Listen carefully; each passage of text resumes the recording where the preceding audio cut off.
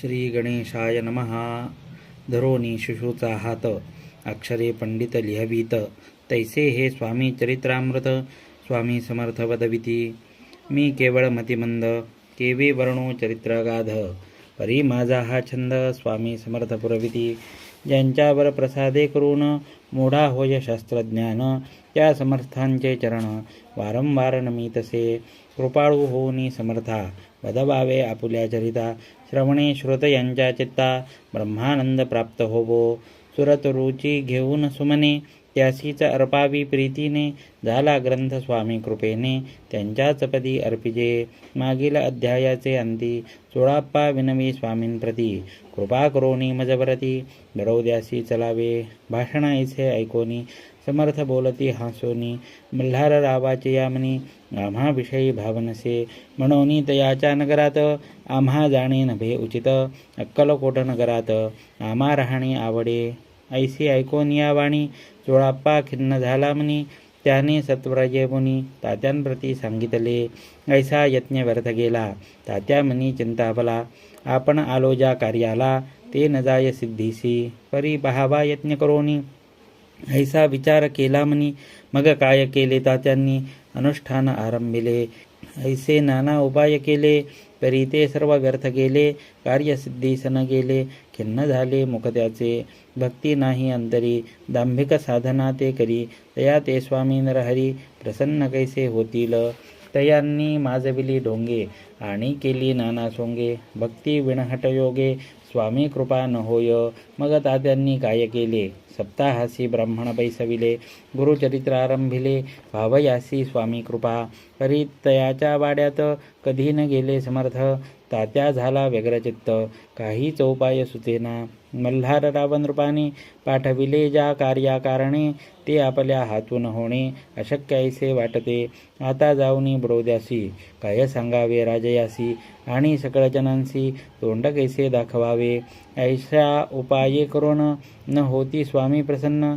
आता एक युक्ती योजून, न्यावे पडवून यतीसी. स्वामी केवळ ईश्वरमूर्ती, हे नेणे तो मंदमती. म्हणून योजिली कपटयुक्ती, परी ते सिद्धी ते न जाय. असो कोणी एके दिवशी, साधून योग्य समयासी. मेण्यात घालोनी स्वामींसी, तात्यासाहेब निघाले.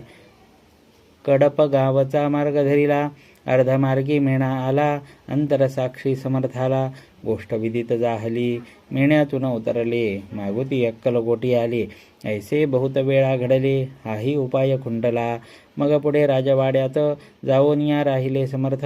तेव्हा उपाय खुंटत, टेकिले हात तात्यांनी. या प्रकारे यत्न केले, रीत चुके व्यर्थ गेले. व्यर्थ दिवस गमविले, द्रव्य खर्चिले व्यर्थची. मग अपयशा ते घेवोनी, बडोद्यास आले परतोनी. समर्थ कृपा भक्ती वाचोनी, अन्य उपाय न होय. परी मल्हार रावनृपती, प्रयत्न आरंभित पुढती. सर्वत्रांसी विचारिती, कोण जातो स्वामींकडे.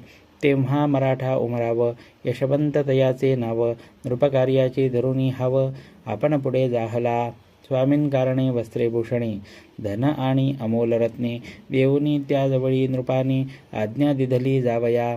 तो येवोनी अक्कलकोटी, घेतली समर्थांची भेटी. वस्त्रे अलंकार सुवर्ण ताटी, स्वामींपुढे ठेविली. ती पाहुनी समर्थाला, तेव्हा अनिवार्य क्रोध आला. यशवंता पाहुनी डोळा, काय तेव्हा बोलले. अरे बेडी आणोनी, सत्वर ठोका याचे चरणी. ऐसे त्रिवार मोठ्यांनी, समर्थ क्रोधे बोलले. क्रोधमुद्रा पाहोनी, यशवंतराव भ्याला मनी. पळाले तोंडचे पाणी, लटलटा कापू लागला. मग थोड्याच दिवशी, आज्ञा आली यशवंतासी. सत्वर यावे बडोद्यासी, तेथील कार्यासी सोडोनी. साहेबा विषप्रयोग केला, मल्हार रावावरी आळ आला. त्या कृत्या माझे यशवंताला, गुन्हेगार लेखिले. हाती पायी वेडी पडली, स्वामी वचनाची प्रचिती आली. अघटित लीला दाविली, ख्याती झाली सर्वत्र. समर्थांची अवकृपा जयावरी, त्याच्या कष्ट होती शरीरी. कृपा होय जयावरी, तया सर्वानंद प्राप्त होय. महासमर्था भक्तपालका, अनादि सिद्धा जगन्नायका. निषिदिनी शंकर सखा, विष्णूचया मनीवसे. इति श्री स्वामी चरित्रसारामृत, नाना प्राकृत कथा संमत. सदा भक्त परिसोत, षष्ठोऽध्याय गोडहा. इति श्री स्वामी चरित्रसारामृते स्वामी वाक्यप्रचिती नामे षष्ठोऽध्यायः समाप्तः। अनंतकोटिब्रह्मांडनायक राजाधिराज योगिराज महाराज श्री समर्थ सद्गुरु अक्कलकोट श्री स्वामी समर्थ महाराज की जय। अवधूत चंदन श्री गुरुदेव दत्त श्री स्वामी समर्थ महाराज की जय।